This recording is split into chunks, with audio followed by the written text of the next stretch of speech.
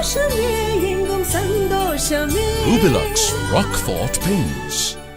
ரகுமான் சார்ன்ற போது எல்லாருக்குமே தெரியும் அவங்க அம்மா தான் அவங்களுக்கு ரொம்ப முக்கியம் அப்படின்னு தோணுச்சு. சரி, இந்த பெயிண்டிங் யாராவது முறையான ஒரு இடத்துக்கு ஒருத்தர் கொடுக்கணும் அப்படின்னோடனே எனக்கு அவங்க ரகுமான் சார் பண்ணலாம் அப்படின்னா வந்து அவங்க அம்மாவோட ஃபோட்டோஸ் வச்சு ஒரு 50,000 ஃபோட்டோஸ் வச்சு பண்ணி கொடுத்தோம் சார். அது மேடையில் அப்போ தான் கனிமொழி எல்லாம் வந்து உட்காந்துருக்காங்க. அப்போ அவங்க கனிமொழிக்கு வந்து இதை கொடுக்கலாம் அப்படின்னு முடிவு பண்ணி லிங்குசாமி சொல்லியிருக்காரு, இந்த மாதிரி உங்கள் பெயிண்டிங் ஒன்று உங்களுக்கு கொடுக்க போகிறோம் அப்படின்னே அவங்க வந்து ஐயோ ஏன் பெயிண்டிங்கா, நான் அதை வச்சு என்னங்க பண்ணுறது அப்படின்னு சொல்லிட்டு இருக்கும்போது, இல்லை இந்த பெயிண்டிங்கை பாருங்கள் இது ரொம்ப ஸ்பெஷலானது, என்ன அப்படி பெயிண்டிங் இருக்க போகுது அப்படின்ற மாதிரி அவங்க சொல்லியிருக்காங்க. சரி, அதை நான் கவனிச்சுட்டு இருக்கேன். இப்போ அந்த பெயிண்டிங் எடுத்துகிட்டு வந்தோடனே அப்படி பார்த்துட்டு பக்கத்தில் பார்த்தாலும் பயங்கர இதாகி பயங்கர சந்தோஷப்பட்டு கோழி முட்டையில் வந்து நான் ராஜீவ்காந்தி அவங்களையும் காந்தி தாத்தாவையும் வரைஞ்சி நான் இப்போ 8வது படிச்சுட்டு இருக்கேன், 7வது 6வது படிச்சுட்டு இருக்கேன். அது வந்து 2 கோழி முட்டையில் வரைஞ்சி ஒரு சாக் பீஸ் அட்டைப்பட்டியில் வச்சு நான் பாரத பிரதமர் டெல்லிக்கு அனுப்பிச்சு வச்சேன். ஒரு 1 வீக் எதுவுமே தெரியாம சும்மா பிரைம் மினிஸ்டர் ஆஃபீஸ். ஆமாம், அவ்வளோதான், பிரைம் மினிஸ்டர் நியூ டெல்லி அப்படின்னு மட்டும் நான் அனுப்பிச்சு வச்சேன். அனுப்பிச்சு வச்சு ஒரு 10 நாள்லேயே பார்த்தீங்கன்னா ஒரு முறை வந்து கலைஞர் ஐயா வந்து குமரபாளையம் வந்தாங்க. எங்கள் பவானிக்கும் பக்கத்தில் குமரபாளையம் ஒரு ஊர், அங்கே வந்து ஒரு பெரும் தொழிலதிபர் ஒருத்தர் அவர் வீட்டில் தங்குவார். ஸோ அப்படி ஒரு முறை தங்கி இருக்கும்போது நான் அவரை போய் பார்த்தேன். கூட்டத்தில் நிற்கிறேன். ஆனால் அவர் அப்படி உட்காந்து அவரை பார்த்து ஸ்கெட்ச் மட்டும் பண்ணேன். கார்ட்டூனாக அவர் வந்து வரைஞ்சேன். அவர் பார்த்தா போய் கொடுத்தேன். வாங்கி பார்த்தா பயங்கரமாக சிரிச்சிட்டாரு. சிரிச்சிட்டு இப்படி பக்கத்தில் இழுத்துட்டு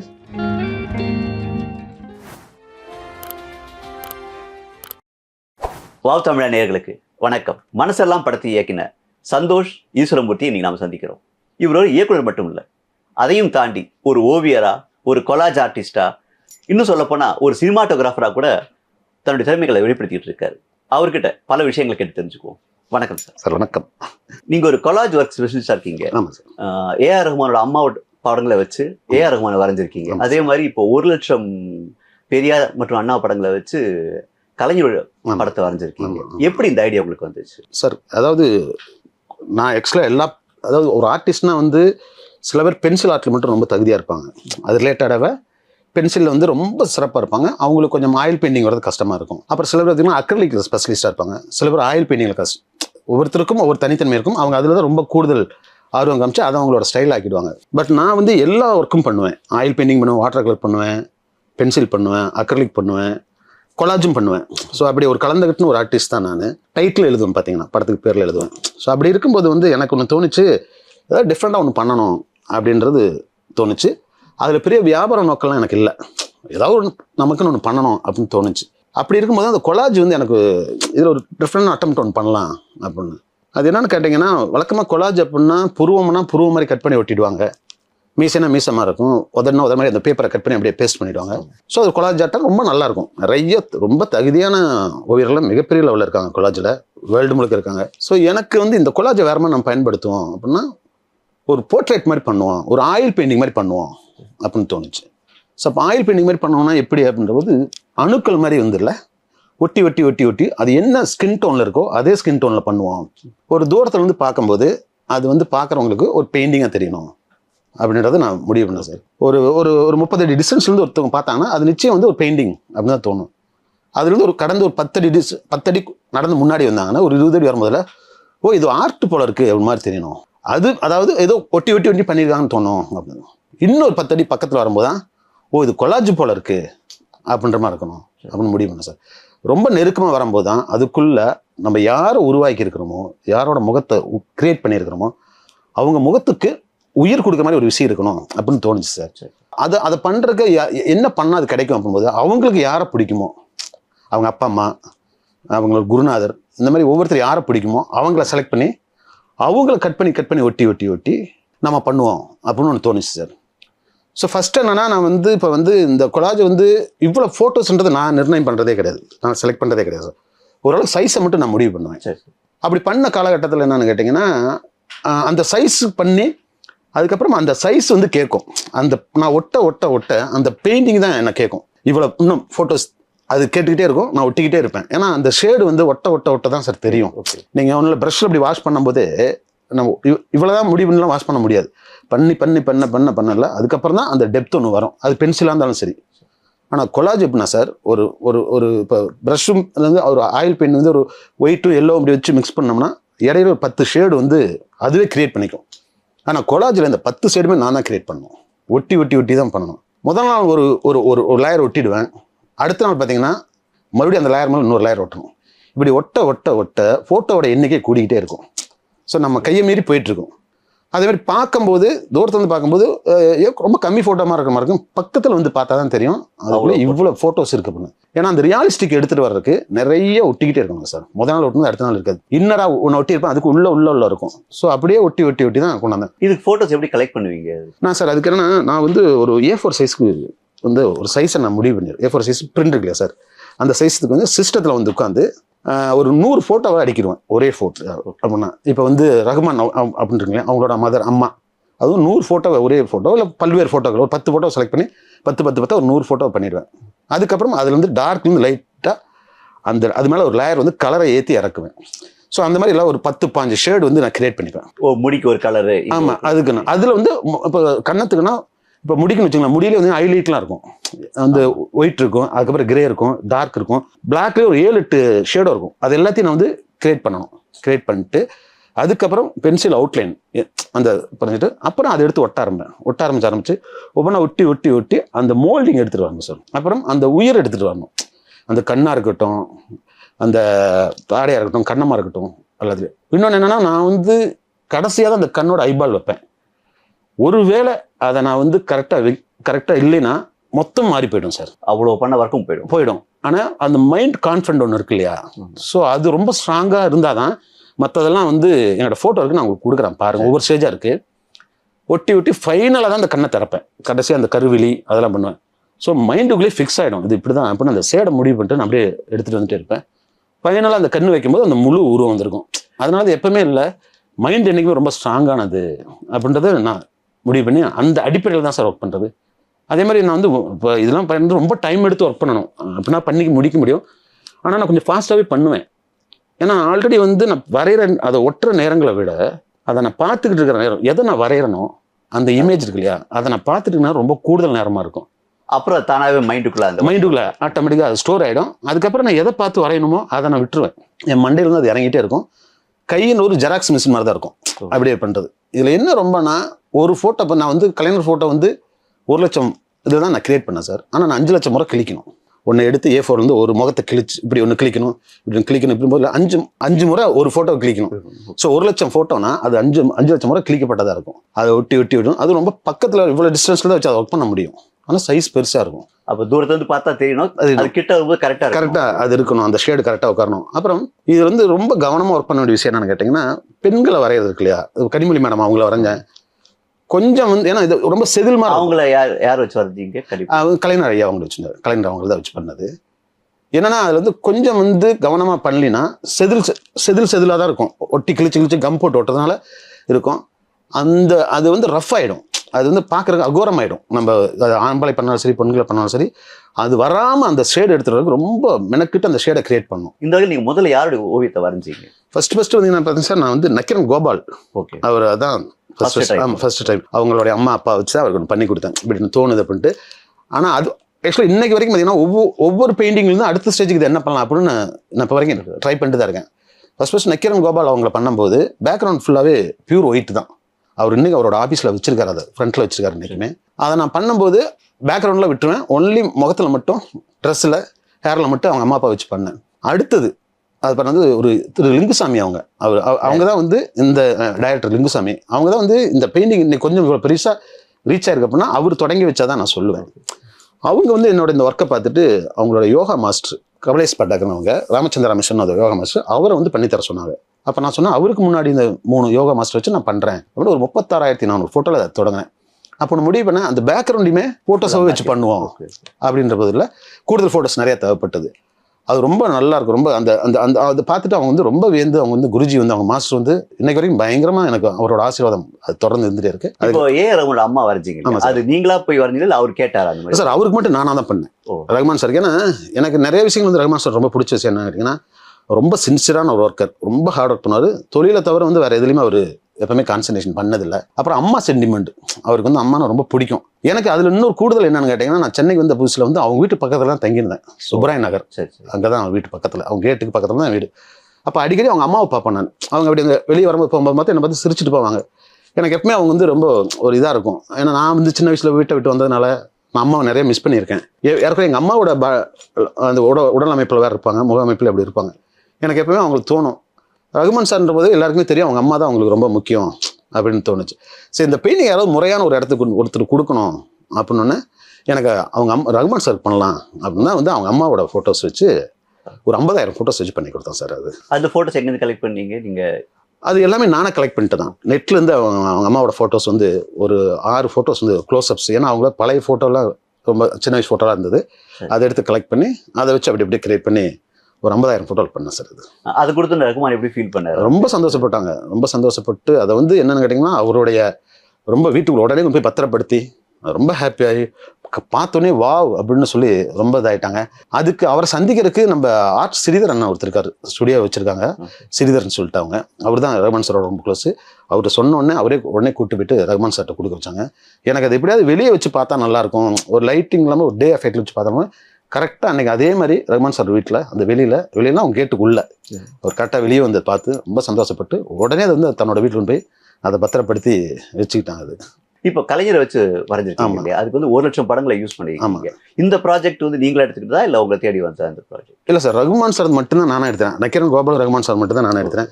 லிங்குசாமி அவருக்கு வந்து அந்த யோகா மாஸ்டர் பண்ணி முடிச்சோன்னே அவருக்கு பயங்கர ஹாப்பி, அவங்க ரொம்ப இதாகிட்டாங்க. அப்போயே வந்து நிறைய பேர் அதை பார்த்துட்டு ரொம்ப பாராட்டினாங்க. அப்போ நான் வந்து லிங்குசாமியோட அடுத்த படம் வாரியர்னு ஒரு படம், அதில் லிங்குசாமி கொஞ்சம் கூட இருங்க சந்தோஷ் அப்படின்னாரு. அதுக்காக நான் அவர் கூட ட்ராவல் பண்ணேன். அப்படி போது கவிக்கு அப்துல் ரஹ்மான் இருக்காங்க, ஐயா இருக்கார் இல்லையா, அவருக்கு வந்து ஒரு இது நினைவு இதாக ஒன்று பண்ணணும் ஒவ்வொரு வருஷமும் அப்படின்னு முடிவு பண்ணி ஒரு 50,000 கவிஞர்களை செலக்ட் பண்ணி சரி எவ்வளோ கவிஞர்கள் இருக்காங்களோ நம்ம எல்லாத்தையும் எழுத சொல்லுவோம் அப்படின்னு சொல்லிட்டு ஒரு 50 கவிஞர்கள் வந்து செலக்ட் பண்ணி அவங்களுக்கு வந்து அந்த கவிதையை செலக்ட் பண்ணி ஒரு 1000 ரூபாய் கொடுப்போம். அதுல வந்து 3 பேர் பெஸ்ட் செலக்ட் பண்ணி 25,000 5,000 10,000 கொடுக்குறது வருஷம் அப்படின்னு லிங்குசாமி முடிவு பண்ணாரு. நாங்களாம் ஃப்ரெண்ட்லேயே கூட இருந்தோம். அந்த ஃபங்க்ஷன் வந்து ஃபர்ஸ்ட் வருஷம் தொடங்கும் போது யாரை வச்சு எல்லாரையும் கூப்பிடலாம், யாருக்கு அப்படின்னும் போது ஒவ்வொருத்தருக்கும் கனிமொழியை கூப்பிடலாம் அப்படின்னு முடிவு பண்ணாங்க, லிங்கு முடிவு பண்ணாங்க. அப்போ திடீர்னு நாங்கள் ஷூட்டிங்கில் இருந்துட்டுருக்கேன், அந்த ப்ரோக்ராம் ஒரு பக்கம் ரெடி ஆகிட்டு இருக்கு. அதுக்கு ஒரு 10 நாள் தான் இருக்கும், 10-12 நாள் தான் சார் இருக்கும் அந்த ப்ரோக்ராமுக்கு. அப்போ திடீர்னு சந்தோஷ் கனிமொழி மேடத்துக்கு இந்த மாதிரி பண்ணலாமான்னு கேட்டார். கண்டிப்பாக பண்ணுவோம்னா, ஆனால் நாள் ரொம்ப கம்மியாக இருக்கு அப்படின்னா, பரவாயில்ல நீங்கள் ஷூட்டிங்கில் இருக்கோன்னா நீங்கள் எனக்கு அதெல்லாம் முடிச்சு கொடுங்க அப்படின்னு சொன்னாங்க. ஸோ அன்றைக்கே ஃப்ளைட்டை பிடிச்சி நான் ஹைதராபாத்லேருந்து கிளம்பி வந்து அதே மாதிரி நைட் 2 உட்காந்து ஒரு 65,000 புகைப்படங்களில் வந்து அவன் கனிமொழி மேடத்தை உட்காந்து நைட்டு கரெக்டாக வெடிய வரைக்கும் அவன் பண்ணி நைட்டு ஒரு 3:30 மணிக்கு லிங்குசாமி வந்து பார்த்தார். ஃபங்க்ஷன் அடுத்த நாள் வெடிய காலம் வராரு, அன்னைக்கு ஈவினிங் வந்து ஃபங்க்ஷன் இருக்குது. 3:30 மணிக்கு வந்து பயங்கர இதாகி பயங்கரமாக கட்டி பிடிச்சி பாராட்டினாங்க. அதுக்கப்புறம் கொண்டு போய் கொடுத்து ஒரு 12 மணிக்கு பக்கம் அது ஒரு ஃப்ரேம் பண்ணி ஈவினிங் வந்து ஃபங்க்ஷன் கொண்டுட்டு போயிட்டோன்னே அது ஸ்டேஜில் பின்னாடி இருக்குது என்னோட உதவியாளர், என்னோட அசிஸ்டன்ட் சதீஷ்னு ஒரு பையன் தம்பி, அவன் வந்து அதை வச்சுட்டு வெயிட் பண்ணிட்டுருக்கான். மேடையில் அப்போ தான் கனிமொழி எல்லாம் வந்து உட்காந்துருக்காங்க. அப்போ அவங்க கனிமொழிக்கு வந்து இதை கொடுக்கலாம் அப்படின்னு முடிவு பண்ணி லிங்குசாமி சொல்லியிருக்காரு, இந்த மாதிரி உங்கள் பெயிண்டிங் ஒன்று உங்களுக்கு கொடுக்க போகிறோம் அப்படின்னே அவங்க வந்து ஐயோ ஏன் பெயிண்டிங்கா, நான் அதை வச்சு என்னங்க பண்ணுறது அப்படின்னு சொல்லிட்டு இருக்கும்போது, இல்லை இந்த பெயிண்டிங்கை பாருங்கள் இது ரொம்ப ஸ்பெஷலானது, என்ன அப்படி பெயிண்டிங் இருக்க போகுது அப்படின்ற மாதிரி அவங்க சொல்லியிருக்காங்க. அதை நான் கவனிச்சுட்டு இருக்கேன். இப்போ அந்த பெயிண்டிங் எடுத்துகிட்டு வந்தோடனே அப்படி பார்த்துட்டு பக்கத்தில் பார்த்தோன்னே பயங்கர இதாகி பயங்கர சந்தோஷப்பட்டு உடனே எனக்கு மேடைக்கு வர வச்சு அவங்க எனக்கு பயங்கர ரெஸ்பான்ஸ் பண்ணி பயங்கர சந்தோஷப்பட்டாங்க. அதுக்கப்புறம் நிறைய பேர் பேசினாங்க. பேசிட்டு இப்போ கனிமொழி மேடம் வந்து மேடையில் பேச கூப்பிட்டோன்னே அந்த அப்துல் ரஹ்மான் ஐயாவுடைய அவரை பற்றி பேசுங்க அப்படின்னே அவங்க மைக்கை பிடிச்சி மேடையில் பேசின முதல் இதே இதுதான். எனக்கு ரொம்ப பிடிக்காத விஷயம் யாராவது என் ஓவியத்தை எனக்கு கொடுக்குறதா, நான் அதை வச்சுட்டு என்ன பண்ணுறது, என் முகத்தையே நான் இவ்வளோ நாள் தான் பார்த்துட்டு இருக்கிறது. ஸோ அப்படி நினச்சேன். ஆனால் இந்த மேடம் வந்து எனக்கு ஒன்று கற்றுக் கொடுத்துருக்கு, 65,000 கலைஞருடைய புகைப்படத்தை வச்சு என்னை உருவாக்கியிருக்கிற போது அதை விட சிறந்த விஷயம் எனக்கு வேறு எதுவுமே தோணலை. ஸோ வாழ்க்கைன்றது எப்போ வேணால் எந்த நிமிஷம் வேணாலும் நமக்கு கற்றுக் கொடுக்குன்றத நான் இந்த மேடையில் நான் உணர்ந்துக்கிட்டேன். இந்த மேடையை அதனால் கவிதையாயிடுச்சு அப்படின்னு சொன்னாங்க. அது ரொம்ப பொறுப்பாக அன்றைக்கே கொண்டு போய் அவங்க வீட்டில் கொடுக்குற மாதிரி அதுக்கான வேலையெல்லாம் பார்த்தாங்க. இப்போ அவங்களோட முக்கியமான இடத்துல அவங்களோட ஆஃபீஸில் அதை மாட்டி வச்சுருக்காங்க. அவங்க இடையில ஒரு முறை சந்தித்தேன், அவங்க ரொம்ப சந்தோஷப்பட்டாங்க. அடுத்து யாரை பண்ண போகிறீங்கன்ற மாதிரி கேட்டாங்க. நான் சொன்ன மாதிரி டைரக்ஷனில் இருக்கேன், ஆனால் அடுத்தது வந்து ராகுல் காந்தியை பண்ணணும் அப்படின்னு கேட்டேன். அப்படியா என்ன ராகுல் காந்தின்னு கேட்டாங்க. அப்போ நான் சொன்னேன், இல்லை எனக்கு வந்து 13 வயசுல வந்து ராஜீவ் காந்தி வந்து பிரதமராக இருந்தாங்க, அவங்க எனக்கு லெட்டர் எழுதியிருக்காங்க அப்படின்னு கைப்பட எழுதியிருக்காங்க. அப்படியே என்ன பண்ணீங்கன்னு கேட்டாங்க. இந்த மாதிரி கோழி முட்டையில் வந்து நான் ராஜீவ் காந்தி அவங்களையும் காந்தி தாத்தாவையும் வரைஞ்சி நான் இப்போ 8வது படிச்சுட்டு இருக்கேன், 7வது 6வது படிச்சுட்டு இருக்கேன். அது வந்து 2 கோழி முட்டையில் வரைஞ்சி ஒரு சாக் பீஸ் அட்டைப்பட்டியில் வச்சு நான் பாரத பிரதமர் டெல்லிக்கு அனுப்பிச்சு வச்சேன். ஒரு 1 வீக் எதுவுமே தெரியாம சும்மா பிரைம் மினிஸ்டர் ஆஃபீஸ். அவ்வளோதான், பிரைம் மினிஸ்டர் நியூ டெல்லி அப்படின்னு மட்டும் நான் அனுப்பிச்சு வச்சேன். அனுப்பிச்சு ஒரு 10 நாள்லேயே பார்த்தீங்கன்னா எங்கள் ஏரியா, நாங்கள் பவானி தான் என்னோட நேட்டிவ், பழனிபுரம் நாங்கள் இருந்தேன். அவர் பதறி அடித்து அந்த போஸ்ட்மேனே அவரே பிரித்து கொண்டாந்துட்டார் அவரோட லெட்டர் ஒன்று வந்து பார்த்தோன்னே பயங்கர ஹாப்பி ஆச்சு. மறுபடியும் ஒரு லெட்டர் போட்டேன் அவருக்கு, கண்டிப்பாக ஒரு சரியான நேரத்தில் நம்ம சந்திப்போம் அப்படின்னு சொல்லி அவர் மறுபடியும் எனக்கு விஷ் பண்ணி அனுப்பிச்சிருந்தாரு. அந்த முட்டையை ரொம்ப பாராட்டியிருந்தாங்க. அந்த லெட்டர் இப்போ என்கிட்ட பத்திரமா இருக்கு அப்படின்னு சொல்லிட்டு கனிமொழி மேடத்தை காமிச்சேன். ஸோ எனக்கு என்னன்னா ராகுல் காந்தி இதை கொடுக்கணும்னு ஆசை. ஏன்னா அவங்க அப்பா கைப்பட எழுதின ஒரு லெட்டரு, அவங்க அப்பா சின்ன பையனா பார்த்த ஒருத்தன் வந்து இன்னைக்கு வந்து அவங்களோட பையனுக்கு வந்து ஒரு படம் இருக்கணும் அப்போ அப்படின்னு சொன்னேன். கனிமொழி மேடம் என்ன சொன்னாங்கன்னா, கவலைப்படாதீங்க, அவர் ரொம்ப நல்ல மனுஷன், நானே ஏற்பாடு பண்றேன், நீங்க அந்த பெயிண்டிங் ரெடி பண்ணுங்க அப்படின்னு சொன்னாங்க. அடுத்து அது பண்ற திட்டம் இருக்கு. சரி சரி. இப்போ கலைஞர் இப்போ வரைஞ்சிருக்கீங்க, ஆனா இதே கலைஞர் வந்து முன்ன கூட பேசியிருக்காரு நீங்க ஊர்ல இருக்கும். அது என்னன்னா, நான் வந்து ஆக்சுவலா வந்து நான் கட்சி அப்படின்றது எப்பவுமே எனக்கு எதுவுமே கிடையாது. நான் அந்த இதுலயும் இப்ப வரைக்கும் அந்த இதுவே கிடையாது. நான் அந்த நிமிடத்துக்கு நமக்கு என்ன தோணுதோ அதன்படி செயல்படுறேன் தான். நான் வந்து ஒரு அதான் எல்லாமே பார்த்தீங்கன்னா 7வது படிக்கும்போது நான் ஒரு ஆர்ட்ஸ் வச்சிருந்தேன். என்னோட பெரிய அந்த வயசுலயே வச்சுட்டேன். அது என்னன்னு கேட்டீங்கன்னா, இப்போ நாங்க ஒரு எல்லாமே வந்து இல்லை பிறவி கலைஞர்லாம் சொல்லுவாங்க இல்லையா, அதுல எனக்கு பெருசா உடன்பாடு இல்லை. நம்ம எதை நம்ம கத்துக்கணும்னு ஆசைப்படுறோமோ அதுல ரொம்ப சின்சியரா இருந்தோம்னா கத்துக்கலாம் அப்படின்றதான். நான் வந்து எங்க வீடு வந்து பழனிபுரம்னு கவுண்டத்தன்னு சொல்லி பழனிபுரம் பவானியில அங்கதான் இருக்கிறேன். நான் 5வது வரைக்கும் எங்க வீட்டுக்கு பக்கத்துலயே ஒரு ஸ்கூல் இருந்தது, வடக்குப்பள்ளின்னு. அங்க படிச்சுட்டு இருந்தேன். அங்கே படிச்சுட்டு இருக்கும்போது பார்த்தீங்கன்னா, அது 5வது முடித்தேன். 5வது முடிச்சுட்டு 6வது வந்து ஒரு 2 கிலோமீட்டர் தான் எங்களோட ஸ்கூல் இருக்குது. எங்கள் அப்பா முதல்ல என்னை கூட்டு போய் விட்டுட்டு மறுபடியும் சாயந்தரம் கூப்பிட்டு வந்துட்டாங்க. அடுத்த நாள் நான் அங்கே போகும்போது அந்த ரோட்டை கடந்து போகும்போது அர்ஜுன் ஆர்ட்ஸ்னு ஒரு ஆர்ட்ஸ், அங்கே வந்து ஒரு கந்தன் ஆயில் மில்ஸ்னு ஒரு ஆயில் இன்ஜின் படம் வரைஞ்சிக்கிட்டு இருந்தாங்க ஒருத்தர். எங்கள் குடும்பம் வந்து அப்போ ரொம்ப கொஞ்சம் பொருளாதாரம் ரொம்ப கஷ்டம் இருந்தது. என்னோட சொந்த ஊர் வந்து கிராமம் எலவமலைன்னு இருந்ததும் தோட்டம் வீடு எல்லாமே இருந்தது. இப்போ வரைக்கும் எங்களோட வீடு அங்கே இருக்குது. பட் சில காரணங்களாம் அதெல்லாம் விட்டு நான் சிட்டிக்கு வந்து 3வது படிக்கும் போது நான் கொஞ்சம் கஷ்டத்தில் இருக்க ஆரம்பித்தோம். எனக்கு ரொம்ப காசு ரொம்ப இப்போ தேவையாக இருந்த காலகட்டம் எங்கள் குடும்பத்துக்கு ரன் பண்ணுறதுக்கு. அப்போ நான் போய் கேட்டேன், இது வரைஞ்சா உங்களுக்கு எவ்வளோ கிடைக்கும் அப்படின்னு கேட்டேன். அதுக்கு அவர் சொன்னார் 300 ரூபா கொடுப்பாங்க அப்படின்னாரு. அவர் நாதன் ஒருத்தர். இது எத்தனை நாள் ஆகும் உங்களுக்கு வரையறக்கு அப்படின்னா, நாளைக்கு வரைஞ்சி முடிச்சிடுவேனாரு. நாளைக்கு வரைஞ்சி முடிச்சிடுவீங்களான்னாரு. ஏன்னா நான் வந்து 3வது படிக்கும்போது பெட்ஷீட் சமக்கல் கடைக்கு வேலைக்கு போயிட்டேன். ஸ்கூல் முடிச்சுட்டு வந்துட்டு நான் அந்த பெட்ஷீட் சமக்கல் கடையில் போய் உட்காந்துருவேன். அங்கே அரேபியன் டெக்ஸ்டைல்ஸு, பத்மாவதி டெக்ஸ்டைல்ஸு, விசாரணை துணி மடிக்கிறது அந்த மாதிரி இல்லை அதுவும் நடக்கும். அங்கே யாராவது வந்தாங்கன்னா டீ வாங்கிட்டு சொல்லுவாங்க, போய் டீ வாங்கிட்டு வந்து கொடுக்குறது, இப்பெல்லாம் போயிட்டு இருக்கேன். அப்போ 3வது படிக்கும்போது நான் ஜாயின் பண்ணுறேன். எனக்கு வாரம் 50 பைசா கொடுத்தாங்க. அப்போ 5வது படிக்கும்போது வந்து நான் பார்த்தீங்கன்னா 3 ரூபாய் எனக்கு. அப்போ தான் வந்து 6வது நான் வேற இடம் ஸ்கூலில் ஜாயின் பண்ணுறேன். அப்போ அந்த ஆர்ட்ஸுக்கு போய் கேட்டேன் நான் இந்த மாதிரி. அப்போ எனக்கு ரொம்ப காசு தேவையான காலகட்டம் அது. அப்போ நான் கேட்டேன், இந்த மாதிரி உங்களுக்கு எவ்வளோ கொடுப்போம்? 300 ரூபா கொடுப்பாங்க. நாங்கள் 300 ரூபாவா அப்படின்னு யோசிச்சேன். எனக்கு மைண்டு ஃபுல்லாக அதே ஓடுது. இப்போ ஸ்கூலுக்கு போனால் இதே சிந்தனை. அடுத்த நாள் வந்து மறுபடியும் அந்த ஆர்ட்ஸில் அதே மாதிரி நின்று அவங்களோட சின்ன எல்லா பசங்களும் வேடிக்கை பார்ப்பாங்க, நானும் போய் பார்ப்பேன். அப்படின்னு அவங்களோட சின்ன ரிலேஷன்ஷிப் ஒரு 1 வீக்கில் ஏற்படுத்திக்கிட்டேன். வெளியே வந்து தாய் வீடுன்னு சொல்லிட்டு ரஜினியும் அனிதாவும் இருக்கிற மாதிரி ஒரு மைக்கெலாம் வரைஞ்சி வச்சிருப்பாங்க. உள்ள சகலாகலாம் கம்மலும் அம்பியா இருக்கிற மாதிரி போட்டெல்லாம் இருக்கும். ஸோ உள்ளே போயிட்டு அப்படியே பேசிட்டு அவங்களோட என்னோட சாப்பாடு உண்டு பண்ணது தூக்கு போசின்னு இருக்கும், பெரிய டிஃபன் கேரியர் மாதிரி. அதில் 2 ப்ரெஸ்ஸும் பெயிண்டையும் தூக்கி போட்டுக்கிட்டு அவங்களுக்கு தெரியும் வெளியூர் வந்து பிடிச்சிட்டாங்க, இதில் உள்ள என்ன இருக்குது அப்படின்ட்டு. நான் இல்லைன்னு சொல்லி ஏதோ காரணம் சொல்லிட்டு வெளியே ஓடி வந்துட்டு எங்கள் வீட்டுக்கு பக்கத்துலேயே பத்மாவதி டெக்ஸ்டைல்ஸ் இருக்குது. அது ரவியண்ணன் ஒருத்தர் இருக்கார். அவர்கிட்ட ஓடி வந்து ஆனால் இந்த மாதிரி சைக்கிள் பேர் எழுதி தட்டுமான்னு கேட்டேன்.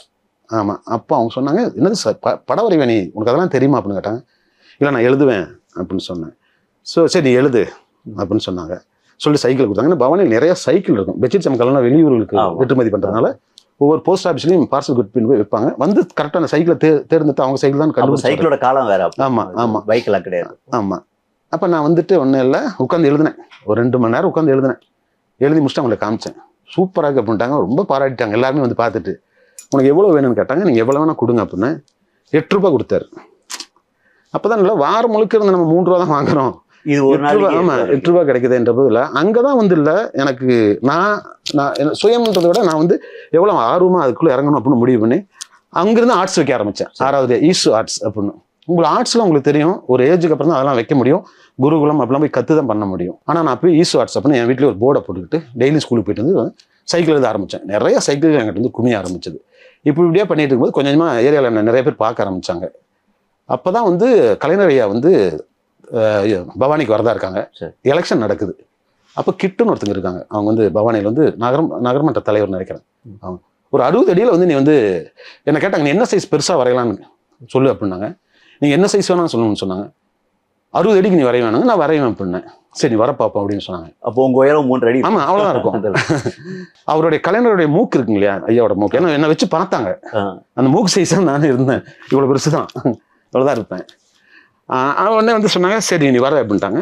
அது வந்து 8க்கு 4 பிளைவுட். அப்போ கார்ட்போர்டு தான் அதிகம். அதை வாங்கி தனித்தனியாக வச்சு நானே பெயிண்ட் எல்லாம் அடித்து எல்லாம் ஒருத்தனே செஞ்ச வேலைகள் தான் அது எல்லாமே. இது பவானியில் இருக்கிற நிறைய பேருக்கு தெரியும். இப்போ இந்த இன்டர்வியூ பார்த்தாங்கன்னா கூட ஆமாம் ஈஸு இதெல்லாம் பண்ண அப்படின்ட்டு அவங்களுக்கு தெரியும்.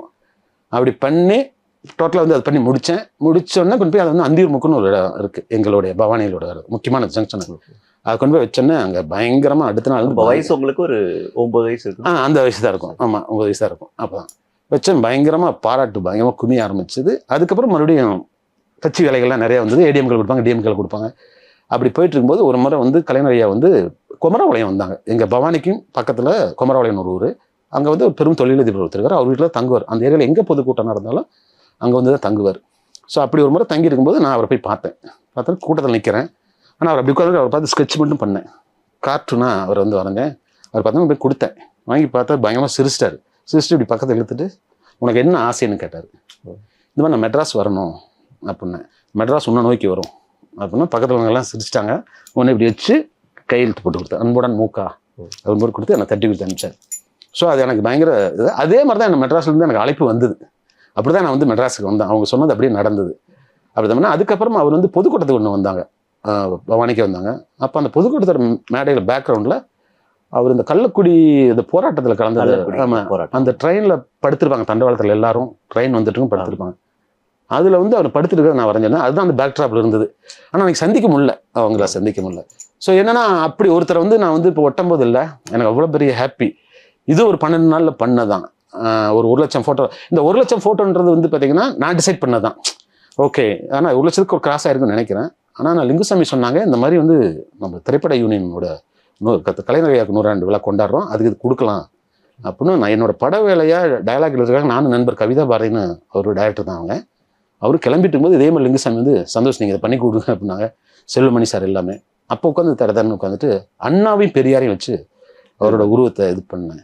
என்ன ஒரே ஒரு ஃபீலிங்னா அவர் இருந்து பார்த்துருந்தா இதோட எப்படி வந்து ஆமாம் இப்போ ராஜீவ் காந்தி இது மூலம் இப்போ ராகுல் காந்திக்கு நான் கொடுக்கணும்னு ஆசைப்படணும். அந்த மாதிரி அவருக்கு ஒரு பெரிய இது இருந்திருக்கும். பட் ஓகே, எங்காவது வந்து அதை கவனிப்பாங்க. இப்போ ஊர்ல இருந்து நீங்க எப்போ சென்னைக்கு வந்தீங்க? நான் வந்து என்னோட 13 வயசுல நான் 8வது படிச்சுட்டு இருக்கேன். அப்போ வந்து இந்த தினத்தந்தி பேப்பர்ல வந்து ஒரு ஆட் ஒன்று வந்திருந்தது. ஆட் வந்து என்ன பார்த்தீங்கன்னா அதில் என்னன்னா 22 வயசுலேருந்து 32 வயசு உள்ள ஓவியர்கள் தேவை அப்படின்னு சொல்லியிருந்தாங்க. ஏதாவது மாடல் வரைஞ்சி அனுப்புன்னு சொல்லியிருந்தாங்க. எனக்கு காசு நிறையா சம்பாதிக்கணும், அதனால சென்னைக்கு போவோம் அப்படின்றது தான் இருந்தது. ஐடியாவை வந்து டிஃப்ரெண்டாக பண்ணால் வேல்யூ இருக்கும் அப்படின்றது எப்பவுமே என் மண்டையில் இன்னைக்கு வரைக்கும் நான் அதை நம்பி தான் இருந்துட்டு இருக்கேன். எதுவுமே இருந்தாலும் அப்டேட்ன்றதே ஐடியா பேஸ் பண்ணி தான் அப்படின்றது.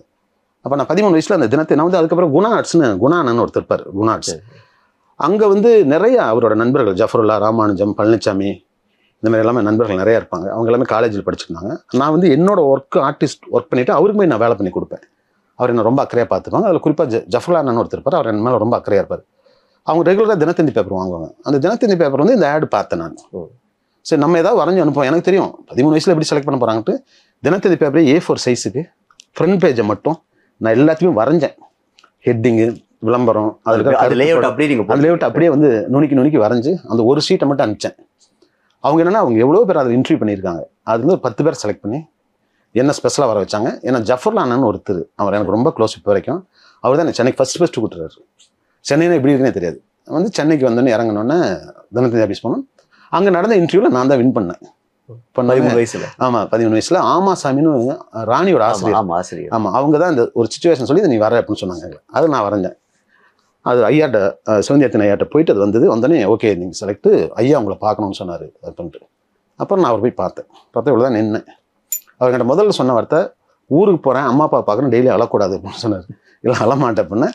அதுக்கப்புறம் நான் அப்படியே தினத்தந்தியில் ஜாயின் பண்ணி ஒர்க் பண்ண ஆரம்பித்தேன். ஒரு 1 இயர் ஒர்க் பண்ணேன். அப்புறம் எனக்கு அங்கே எனக்கு என்னென்னா நான் கொங்கு தமிழ், எங்கள் கோயம்புத்தூர், ஈரோடு, பவானி அப்படின்றதுனால அங்கே இருக்கிறது எல்லாமே திருநெல்வேலிக்காரங்க தான் நிறையா இருந்தாங்க. அது எனக்கு ரொம்ப கனெக்டாகவே முடியல. அந்த ஏஜ் டெய்லி அம்மா அப்பா நான் வந்துடும், எங்கள் அண்ணன் இளங்கோ செந்தில் அவங்க நான் வந்துடும். இப்படியே அந்த ஃபீல்டே ஒரு 1 இயர் இருந்தேன். அப்புறம் அங்கேருந்து நான் வெளியே வந்துட்டு வேறு எங்கே ட்ரை பண்ணும்போது அரசு சார் வந்து அப்போ நான் ஊரில் இருக்கும்போது ஓவியர் அரசுக்கு வந்து அப்பப்போ வரைஞ்சி அனுப்புவேன். அவர் வந்து என்ன பண்ணாருன்னா அவர் நீ வான்னு சொன்னார். அப்போ போய் அவரை போய் பார்த்தேன். அவர் மூலம் சில இடங்கள் நாங்கள் ட்ரை பண்ணேன். அதுக்கப்புறம் ஊருக்கு போயிட்டேன். நீங்கள் மையத்தில் இருந்திருக்கீங்க? ஆமாம், கமல் சார் மையத்தில் இருந்தேன். ராசி அழகு சார். ஆமாம். அதில் வந்து மையத்தில் இருக்கும்போது வந்து கமலோட எந்த அளவுக்கு உங்களுக்கு பழக்கம் இருக்கு?